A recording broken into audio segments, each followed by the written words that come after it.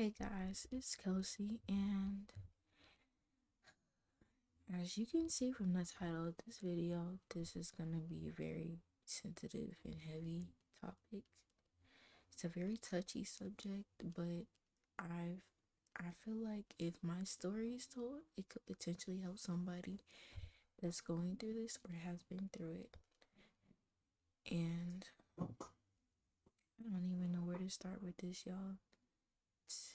It's a lot, and I might cry a little bit, and it's painful to talk about, but it has to be talked about in order for me to heal. And if I have the courage to even post this video and let all the people, for everybody to see, including my family who I've never told this happened to me, then you can stand up for yourself, or you can tell somebody to. Where do I even start? All right. Imagine seven-year old Kelsey. 7-year old Kelsey, she was quiet, but she opened up around her family. She loved her family. Um, anyway, picture 7-year old Kelsey. So when I was 7, um, I loved being with my great grandma. I loved going to her house every Friday. That was her thing. Every weekend, every week, we looked forward to Friday because we could go to her house, and that was like my sanctuary. I knew if I went over there, I was gonna eat good. She was gonna treat me right. I was gonna have fun because her house was always fun. And she threw down in the kitchen, okay? Anyway, so my auntie, my grandma's sister, she lived with her at the time because she was taking care of her, taking her to doctor's appointments, just generally taking care of her. So, um, around that time, my auntie got married, and I was happy for her because she was happy, and that's all I wanted was to see her happy. It was all cool, but when we met him, I just he gave me some vibes I didn't like. He made me uncomfortable, but I was being nice to him for the sake of my auntie. And it was all good until it really wasn't. I can't even tell y'all the first time this happened because I really truly don't remember. It's that traumatic to me. My brain has probably blocked it out, but I do remember it happening over and over again. Almost every time we went over there, I did not want to be around him because he started touching me.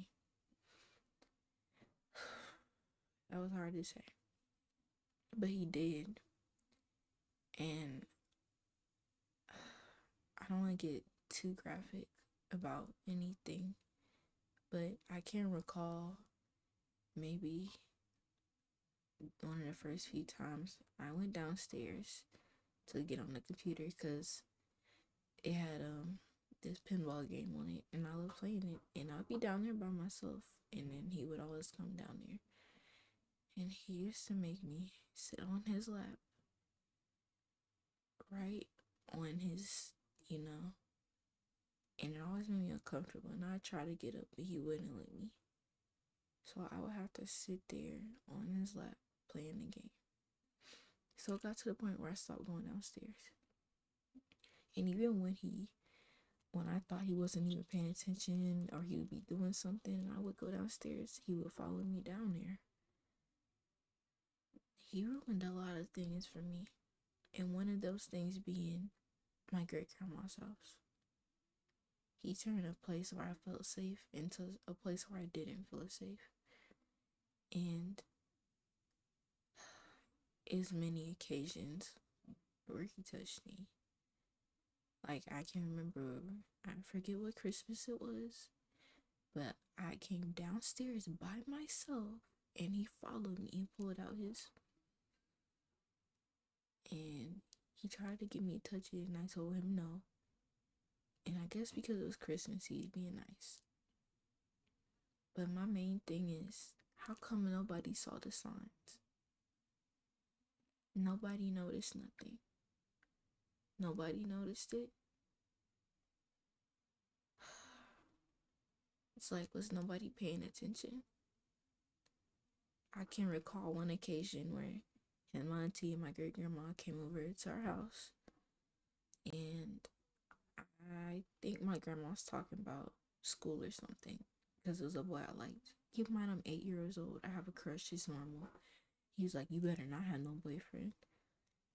And like the panic I felt in my heart, because I was like, "What is he gonna do to me?"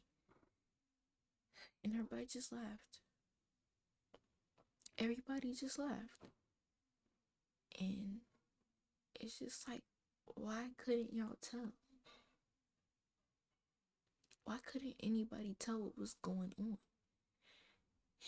And every time it would happen, I would just think, well, at least it's happening to me and not my little brother. And that's all I cared about. And I never told anyone because I just thought it didn't matter. I didn't think no one would believe me anyways. Not that I felt like I had the kind of family that wouldn't believe me. It's just I didn't want to hurt my auntie. And to this day, I still look at her and think about it. And it's hard. I just don't talk about it. It's really hard to talk about. And I'll sit here and talk about it. And I'll act like I'm okay. But I saw him 2 years ago. Auntie was watching him while he was sick or whatever. He just had surgery, so, and I didn't know he was gonna be over there. And when we got out the car, and he saw me, and he got out the car, and he hugged me.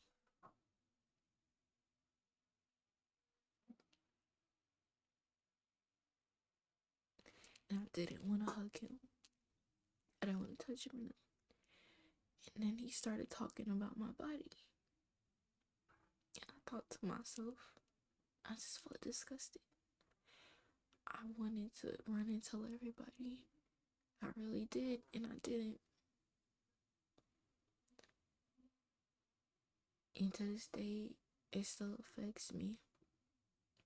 It affects the way I interact with people I like, my family, everything. So, I'm saying all this to say, please tell somebody. Please. Because the side effects just aren't worth it. And remember, it's not your fault. You're not worthless. And if you watch this whole thing, thank you. And if you are one of my family members and you watched it, now you know. Now you know why I am the way I am. Why I feel unmotivated, unworthy. So, that's all. Thank you for watching this video. Please leave a like, comment. All I wanted was to let y'all know it's not your fault. And tell somebody if it's happening to you.